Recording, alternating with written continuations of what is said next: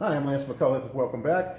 I watched the documentary last night called What the Health because of a lot of people have been asking me a lot of questions about it. So I thought this would be good information for you guys. You might have some of the same questions. So Ace is going to ask me some questions that people have asked. One would be, so should we just stop eating meat? Is it all bad? No, meat is not bad. In fact, in the documentary, what they were calling as the worst were processed meats. Now, we've known for a long time that the sulfates in processed meat is not good. So yes, we'd want to avoid a lot of the processed meats, sausages and things like that.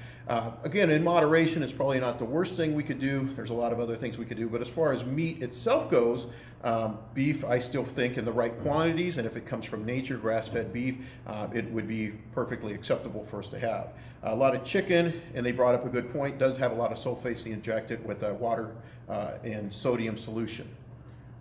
So if we are going to eat meat, how should we consume it? Because they kind of made it feel like eating meat basically equals cancer and death. Yes, so a lot of things can equal cancer and death in today's society and world. So carcinogenics, burning your toast is very bad.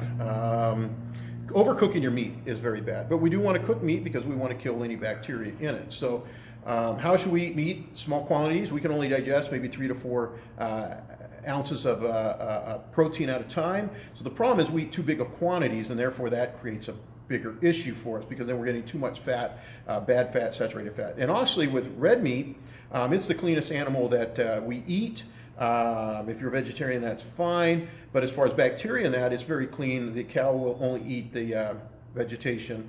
So therefore, it rots from the outside in. And once you clear the outside, the bacteria is gone. So it's very healthy to eat. The documentary actually did not call out beef per se. They did bring it out into say yes, it did have cancer, but it was no worse than just the air we breathe potentially could have about the same effects of cancer. So my thing is small portions, and then obviously grass-fed beef because of the omega-3 fatty acid. That's how nature intended it. If we eat it the way nature intended it, it would be very healthy. A lot of the proteins we come by today are not done by nature. So what's your take on some of the compelling studies that they revealed about meats and different animal proteins being very cancerous in the long term? So yeah, I did a little bit more research, and that's what I recommend everybody do, is look for yourself, pay attention. It didn't make sense to me when I was hearing him compare it to smoking, like it was as bad as smoking. It almost made it look like, if we're going to eat bacon, then we might as well be smoking a cigarette. And that's not even close to true, and I really had a problem with that. Smoking is one of the biggest problems we have in our society, especially when it comes to cancer. Without a doubt, maybe some people might start to argue obesity. But anyhow, back to the cancer. What they found, when I did the investigation, I think this was in the UK, they deemed it as a carcinogenic like smoking and like asbestos and some other things. But it didn't mean it was as harmful to us as smoking. And so what they said is if they could get people to stop smoking right now, they'd save 65,000 deaths a year by stop smoking. If you stopped eating processed meats, they would save about 8,800. That's a big difference in the amount of people with the two different forms of carcinogenics. So overall, what's your take on the entire film and how we should conduct ourselves for a healthy, nutritious lifestyle?